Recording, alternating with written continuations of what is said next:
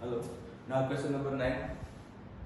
आपको इस डिटरमिनेंट को इवेल्युएट करना है, मतलब वैल्यू फाइंड आउट करना है, लेकिन ध्यान रहे वही बात, विदाउट एक्सपांडिंग मींस आपको प्रॉपर्टीज का यूज करना है। कंटिन्यू। अब ये देखोगे कि यहाँ पे 3 रो 3 कॉलम है।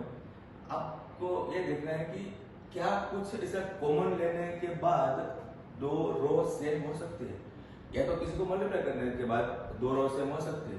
तो आप देखो 17, 3 एंड 6 है, इसको आप 6 से मल्टीप्लाई करो, राइट। 6 से मल्टीप्लाई यहाँ तो आप इजीली देख सकते हो कि 6 3 18, 6 3 36। तो थर्ड कॉलम को 6 से मल्टीप्लाई करोगे तो फर्स्ट कॉलम के साथ मैच हो गया। मतलब आपके पास ऑप्शन है अभी कि फर्स्ट रो में से 6 कॉमन ले लो, या तो थर्ड रो में 6 से मल्टीप्लाई कर लो। तो मैं थर्ड रो को 6 से मल्टीप्लाई करता हूँ फ्रेंड्स। तो फर्स्ट रो सेम रखो, सेकंड रो सेम रखो, थर्ड रो के ईच एलिमेंट को 6 से मल्टीप्लाई कर लो। तो 17 6 जा 102, 3 6 जा 18 एंड 6 6 जा 33। हमने क्या किया, थर्ड रो में हर एलिमेंट को 6 से मल्टीप्लाई किया। ओके, 6 से मल्टीप्लाई किया और कुछ नहीं किया। तो आपका यह क्या हो गया, 2 रो सेम हो गया। तो फिर आप यहां से लिख दो 0 और आपको रीजन देना है कि first row and third row is same, इसका आंसर 0 हो चुका है। तो कोई भी डिटरमिनेंट आप देखोगे तो आपको खुद को सोचना पड़ेगा कि इस डिटरमिनेंट में क्या इंपॉर्टेंट चीज है। क्वेश्चन नंबर 10, प्रूव करना है कि इसका आंसर 0 है। प्रूव करना बोल दिया है कि आंसर 0 है, तो आपको थोड़ा आइडिया क्लियर हो गया। इसमें फ्रेंड्स क्या कर सकते हैं, तो वही हर सम के लिए 3-4 ऑप्शन होता है। जैसे कि इस ऑप्शन में मैं ये बता रहा हूँ कि यहाँ ABC है, यहाँ भी ABC है। तो आप ABC फर्स्ट रो जो है उसको सेकंड रो में माइनस कर दोगे तो ये वाला ABC कट हो जाएगा।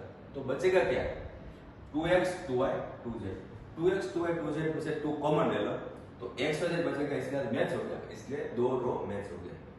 या तो फिर फ्रेंड्स हमने एक ये मेथड सीखा था कि एक डिटरमिनेंट में से 2 डिटरमिनेंट बनाना मेथड, एक डिटरमिनेंट में से 2, वो कैसे बनता है।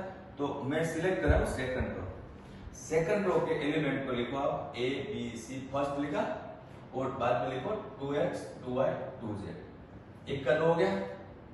और इसका आप सेम लिखो ABC ABC, थर्ड को सेम लिखो XYZ XYZ। ओके, अब इसमें आपको क्या दिखाई दिया है कि 2 रो ABC ABC सेम हो गया, इसलिए आंसर 0 हो चुका है। और इसमें आप 2 कॉमन ले लो, 2 कॉमन के बाद आपको XYZ से मिलेगा, इसलिए आंसर 0 हो गया। आप यहाँ रीजन दे दो कि in first determinant R1 equal to R2 and in second determinant R2 equal to R3, तो फाइनल आंसर आपका 0 हो गया। बहुत सिंपल है, आप अपने हिसाब से भी ट्राई कर सकते हो। एग्जाम्पल 12, इसमें भी आपको 0 प्रूव करना है। तो इसमें आप क्या कर सकते हो, तो आप देखोगे तो ये दोनों बिल्कुल अलग है, अलग है, इसलिए आप माइनस नहीं कर सकते क्योंकि माइनस कट करने के लिए करना होता है। तो मैं यहाँ पे एक काम कर रहा हूँ कि सेकंड रो को फर्स्ट रो में ऐड कर रहा हूँ। तो फायदा क्या हुआ, सेकंड रो को फर्स्ट में ऐड करोगे तो ए हो गया x plus Y plus Z, A हो गया x plus Y plus Z और ए हो गया x plus Y plus Z, right. और सेकंड रो को सेम लिखो, थर्ड रो को भी सेम लिखो। आपने क्या किया, तो फर्स्ट रो के अंदर, राइट, जहां पे प्रोसेस करते हो फर्स्ट रो था, फर्स्ट रो के अंदर सेकंड रो को आपने ऐड कर दिया, तो ये हो गया रीजन, राइट। इसका फायदा क्या हुआ, नोट किया आपने फायदा क्या हुआ, यस, फर्स्ट रो में से x plus Y plus Z तीनों में है तो कॉमन है। सो यहाँ पे आप लिखो x plus Y plus Z is common. Common लेने के बाद क्या बचता है, तो 1 1 1 1 1 1 ZXY। यहाँ पे रीजन दोगे, रीजन में क्या लिखोगे, taking x plus Y plus Z common from first row. Shortcut method क्या है, रो 1 और कॉमन जो आप लेते हो ब्रैकेट के अंदर 1 अपॉन कर दो, जिसको आपने कॉमन लिया है ब्रैकेट के अंदर 1 अपॉन कर दोगे तो सिंबल हो गया। अगर आपको याद नहीं आता है तो इंग्लिश में लिख सकते हो। So this equal to 0, why 0, because first row and third row is same. तो ये जनरली जितने भी सम्स किए हमने जीरो प्रूव करने वाले सम्स थे, राइट। जीरो प्रूव करने वाले सम्स जनरली एक या दो आ सकते हैं। क्वेश्चन नंबर 6 4.2 का है। मैंने आपको बताया था कि पूरा एक्सरसाइज मिक्स होने वाला है, 4.2 पूरा मिक्स होने वाला है, 4.2 एंड 4 और एग्जांपल्स, क्योंकि ये मेथड के लिए स्टेप बाय स्टेप सीखना जरूरी है। डायरेक्टली मैं आपको हाई लेवल का सब नहीं सिखा सकता, धीरे धीरे हम लो लेवल से थोड़ा धीरे धीरे जा रहे हैं। तो इसका आंसर हमें जीरो प्रूव करना है। इसमें ऐसा है कि कुछ भी कोई कहीं भी आप देखोगे तो प्रोसेस पॉसिबल नहीं, आप है ना इसको आराम से देखना और प्रोसेस सोचना। जहां पे हमने ऐसा किया है, ऐसा कोई प्रोसेस वहां पे पॉसिबल नहीं है। तो ये एक सम बिल्कुल स्पेशल सम, क्या करना है तो फर्स्ट ऑफ ऑल क्वेश्चन का नाम डी रख दो, क्योंकि डिटरमिनेंट डी रहती है, ठीक है। मैं एक प्रोसेस करने वाला हूँ, ये प्रोसेस बहुत ही कम डिटरमिन होने वाला है, ये सारे प्रोसेस कॉमन है, लेकिन ये मैं जो प्रोसेस करने वाला हूँ वो बहुत ही रेयर केस में होता है। मैं प्रोसेस ये करने वाला हूँ कि फर्स्ट रो है उसका कॉलम बना दो, सेकंड रो का कॉलम बना दो, थर्ड रो का भी कॉलम बना दो। तो ये क्या हुआ पता, all the rows are converted into column, right. उसका सिंबल क्या था फ्रेंड्स, RI टू CI, मतलब all the rows are converted into column, सारी रो को हमने कॉलम बना दिया, राइट।